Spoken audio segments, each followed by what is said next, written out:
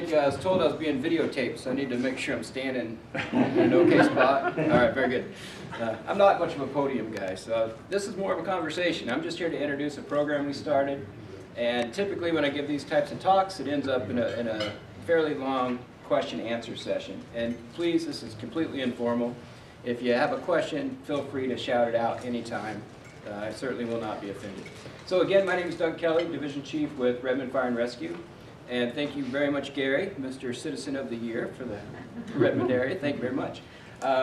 So we started a program that's called Community Paramedicine. This has been a kind of a nationwide topic that's been, pretty much popping up in different areas of the United States right now. There are other programs similar to ours in Texas, in Maine, in Pennsylvania, in Colorado, and just a handful of other states. But it's becoming more popular right now. And what this program is, I'm going to tell you a little bit about it and then kind of how we got to start this program. And then we'll go into a couple examples of what this program really does. So this program is basically a paramedic bringing healthcare into the home of a person. So typically, and especially in rural settings, there's quite a gap in access to healthcare. Either the people cannot get to the physician appointments, there's not enough physicians, whatever the cause may be. This community paramedic program is kind of to bridge those gaps.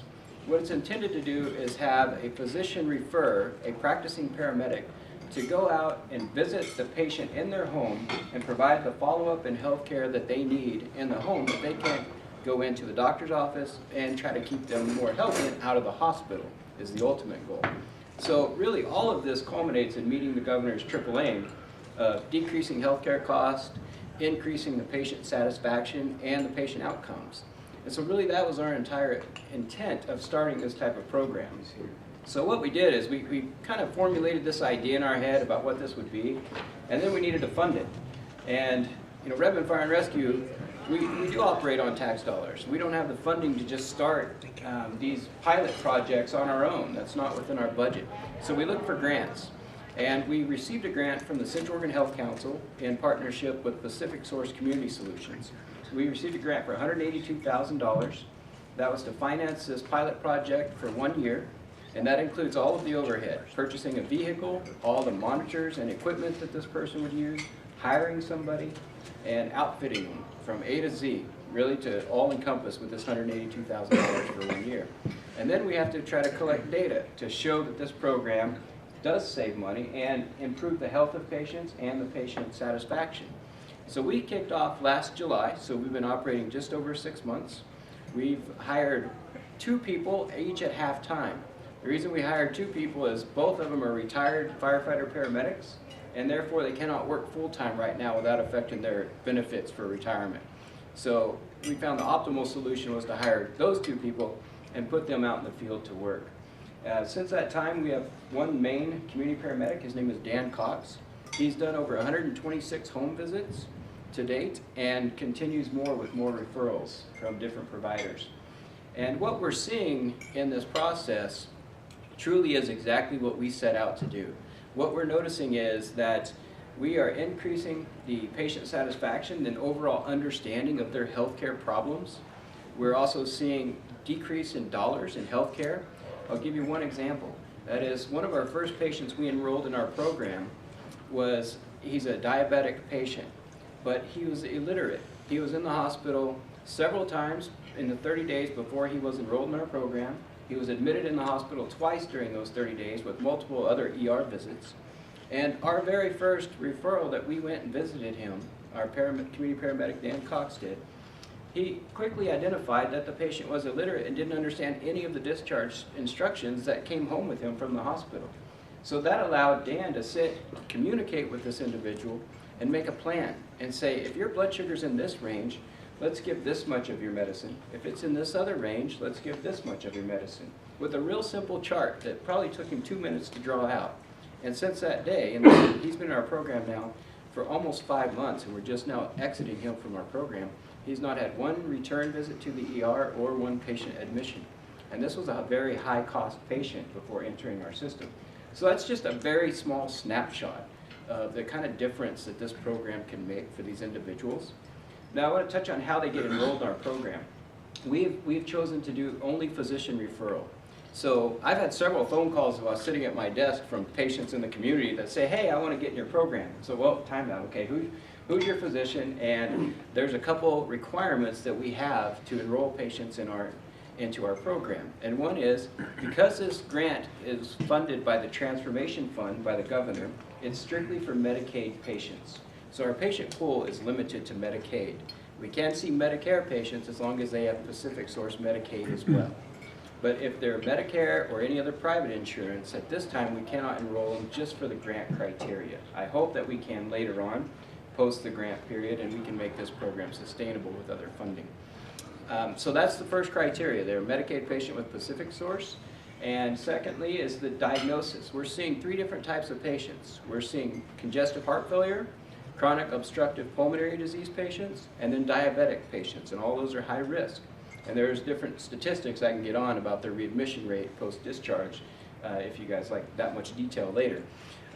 So those are the 3 diagnoses that get patients enrolled into our program. Then it's just a simple factor as their physician sends us a referral form with what they would like. We then call the patient, set up a home visit, and the process starts from there.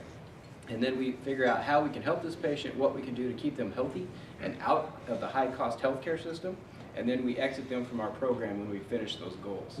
So that's kind of the process for this. It's been a long time coming. We have 6 months left on this grant, and we're seeing amazing results right now. So what we're looking for is more funding, and not from you guys, don't worry, I'm not here to pull out your pockets. What I'm looking for is the hospital and Pacific Source and any other type of insurance company or healthcare system to fund this program. Because really, when you're discharged from the hospital, after you've been in there, the hospital is set to pay for any of your healthcare expenses for the next 30 days. Medicare and Medicaid do not pay those. At day 31, that's when the other insurance kicks in and the hospital is off the hook. So both the hospital system and the insurers have an incentive to keep everyone healthy. It's just a matter of the days of timing of when they get out of the hospital, who's going to pay if they get readmitted. So this is the type of gap that we try to fill within Central Oregon. And it's not just Redmond based. We operate in the Tri-County area. So we're seeing patients in Lapine, in Sisters, in Prineville, in Madras, Black Butte. We go all over the place. So it can be anywhere in the Tri-County area that physicians can enroll their patients as long as they meet those criteria. So again, we're happy with the program. We're seeing great results right now. And with that, I'm happy to answer any questions. There's certainly a ton of patient stories I could tell, but I know everyone has to get back to work, and I don't want to keep you here all day. So I'm happy to answer. One question, the cost to the patient out of pocket. I get the idea that if they're Pacific Source Medicaid, there is no charge to them. Correct. There's no charge. Absolutely a free program, entirely grant funded. And even afterwards, that is our sustainable goal, is to have it funded by the insurers and the hospital healthcare systems and not the patients. So therefore, nothing out of pocket. You've been operating now 5 months. Do you have a sense of cost accounting basis what each call has amounted to in equivalent expense? We do in hard charges. Yeah, we certainly have a factor of what that cost in FTE hours, gasoline, the vehicle, the equipment we use. Those types of hard costs are easy to figure. For the individualized patients, because they're so diverse in their background and their history and their diagnoses, it's really a per patient cost. So we're right now, we're in the process of taking every patient that we're seeing, going back 1 year and looking at all their medical expenses for that year, and then figuring out what change did we make. And that's the prevention piece that we're figuring out right now. So I would hope by June at the latest, we'll have a very good figure for that. It's just too early right now to calculate that for all of our different patients. Yes? What is a typical home visit like, and what triggers it? Does the patient call, or do you see them on a periodic basis? Mm-hmm. So we will, once we receive that referral from their physician, they mark how frequently they would like us to visit the patient, whether it's 1 time a week or 3 times a week, for instance. And so then, once we receive that referral, we confirm with the physician that we received it, and the orders are exactly as they wrote, and if there's any other detail they would like to include. And then we call the patient directly and schedule the home visits with the patient, so that they don't have to leave their home, or there's no other access issues. We can drive to them. And for example, if they tell us on the phone when we're scheduling their home visit for the next day, because we try to respond within 1 to 2 days to visit them at home. If they're short on their medications, we'll swing by the pharmacy and pick it up on the way to visit the patient, so they don't even have to find access to go to the pharmacy. Because often these patients, you know, many of them don't have transportation, and that's been a huge issue as we're seeing. So yes, so that typical home visit, once we arrive, then our community paramedic, Dan, has an entire protocol of what he does for an initial assessment. Really get to know the patient, kind of a meet and greet. Takes around 45 minutes to an hour for that initial assessment, and then everyone after there is around a half-hour home visit, give or take, depending on how complex the patient is. Yes? Particularly elderly patients like with congestive heart failure and with Medicare already in place are usually can get hospice support. I don't know if you work with that connection in this county or not. We do. So our specific niche that this program is focusing on is truly a community gap for patients that are not on hospice, because hospice is truly near end of life type of care, and they're not home health qualified either.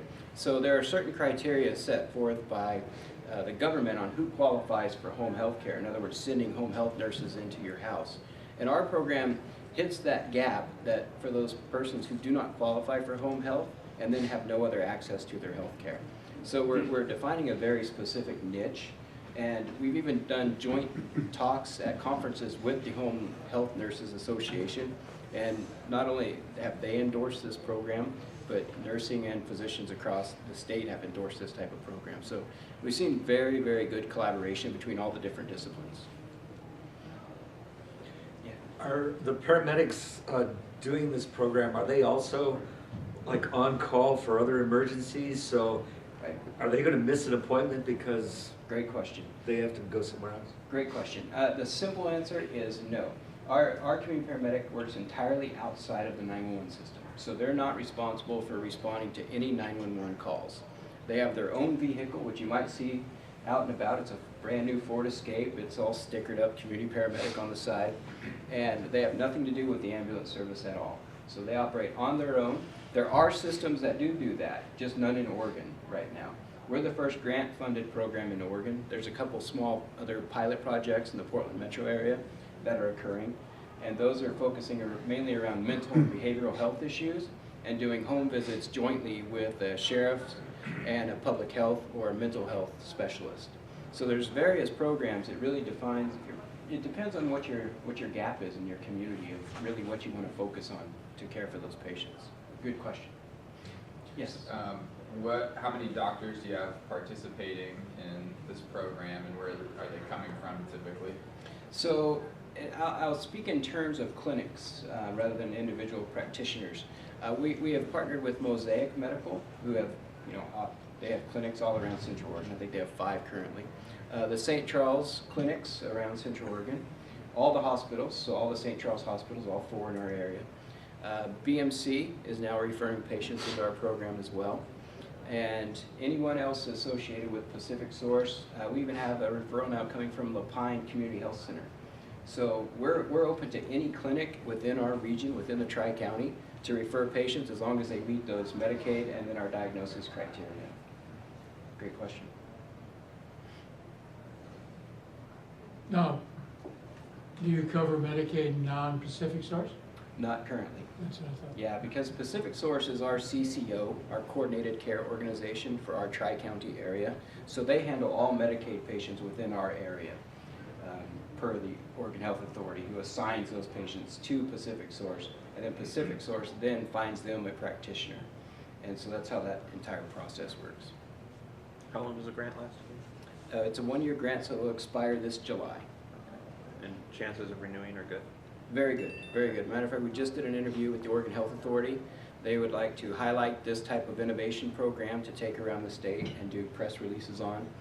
And the governor has been informed of it by Pacific Source, our CCO. That was one of the programs they chose to highlight. So there's a lot of momentum still behind this program. I hope in June I can come back and say we achieved sustainable funding for the next X amount of time.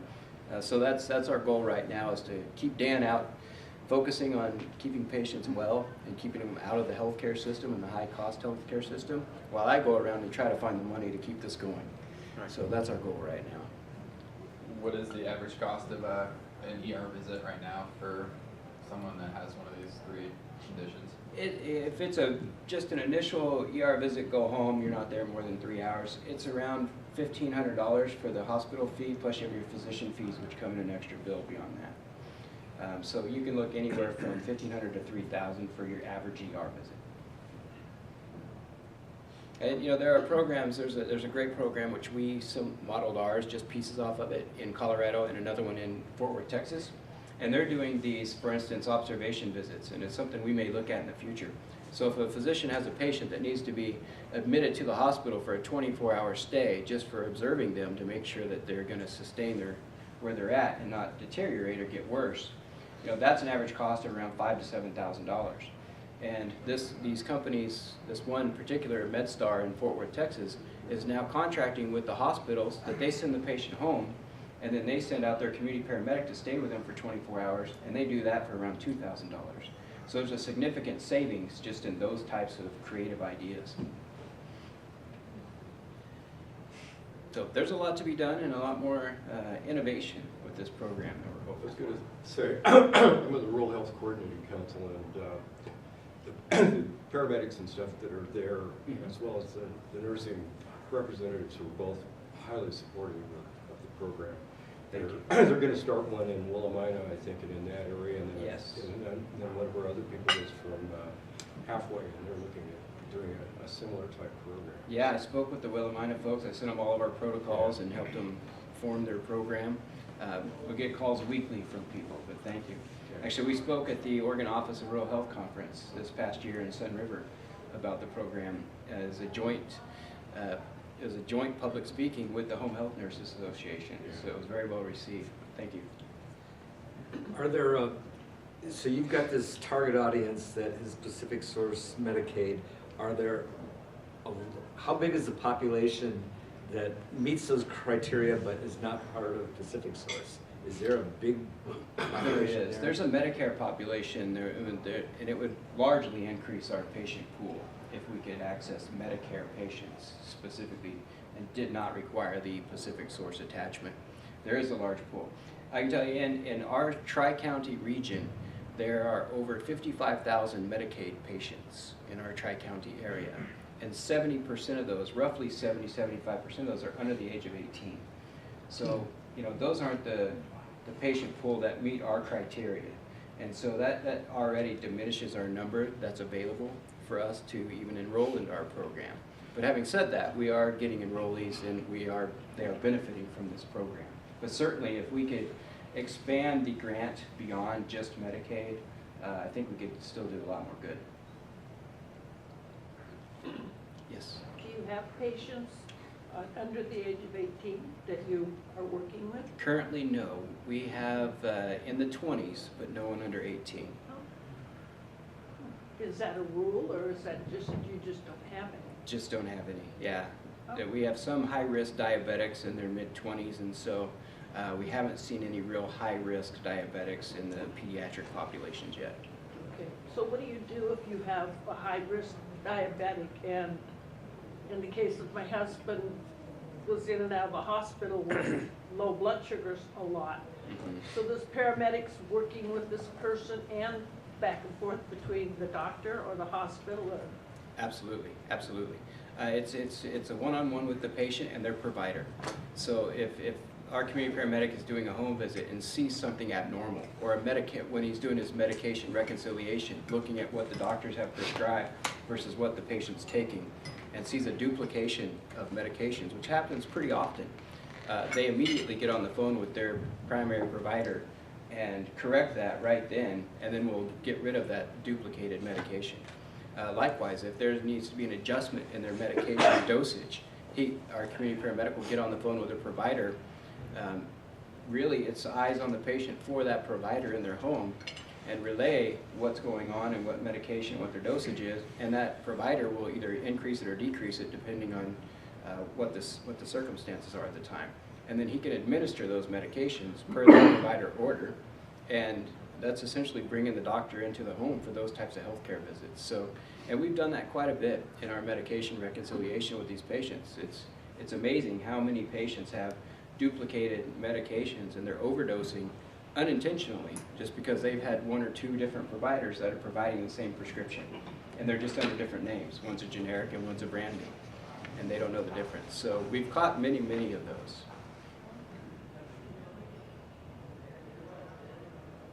So if you have a cancer patient, you're kind of, as a paramedic, watching their medications to see that, you know, they're not nauseated and these pain pills are helping them, and Somewhat. Because we're only seeing those 3 different diagnoses of diabetes, CHF, and COPD, their cancer might be another tertiary diagnosis, but not one of their major diagnoses.